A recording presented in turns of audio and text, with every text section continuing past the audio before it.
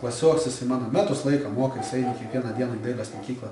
Peržiūra buvo paskutinė ir rašaus, mano darbai padėti, rašaus kortelę Kasparas Laureckis. Tai tavo vardas Kasparas. Mano vardas Kasparas. Metus laiką prasimokai ir žinai. Kasparai. Muzika garsiau. Kasparai. Kai mes pirmą kartą susitikom, tu buvai labai jaunas. Ar tu dabar pasenai?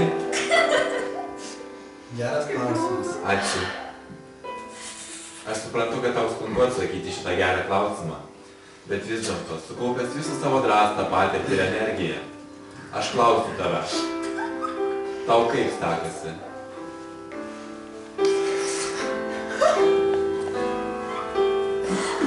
Kodėl tu būtinai turėjai to klausimą manęs paklausti? Ačiū. Neįsivaizduoju, kaip man skauda yra apie tai kalbėti. O dabar dar... Aš nebesuprantu iš vis, kodėl. O kodėl tu?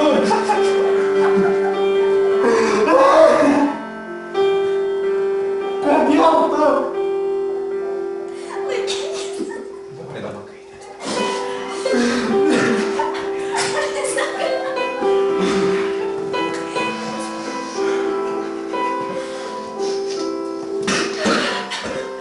Kasparai, aš norėčiau tavęs paklausti, kaip tu pakliuvai į KRC.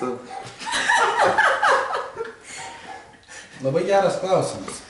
Aš vakar visą naktį galvojau, nemiegojau, kaip aš pakliuvau į tą KRC. Visgi paslaptinga organizacija. Sekta. Nenorėčiau sakyti, kad sekta, bet labai lengvai ir paprastai. Dalyvaudamas ateities stovykloje, kuri vyko Zarasuose, Zarasų rajone. Gera stovykla buvo.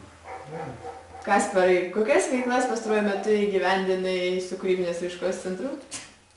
Pastaruoju metu su kūrybinės raiškos centru įgyvendinau veiklas, kurios susijusios yra daugiau ar mažiau su savanorystė. Tai būtent vaikų linija. Šiuo metu yra renkama nauja klausučių grupė, nauji žmonės, kurie po mokymo tęs darbą vaikų linijos klausučio šalyje. Be to dirbame su savanoriu Robinu, stengiamės susitarti, susikalbėti ir padaryti kažką naudingo šiandien bendruomeniai. Na ką reiktų daryti, kad taptum KRC mėnesio žmogumi? Daryti tai, kas tau labiausiai patinka. O jūs su Agne buvo susitarę atsakymus pasakyti vienams? Ne. Kasparai, atsiųsk bučkį į kamerą.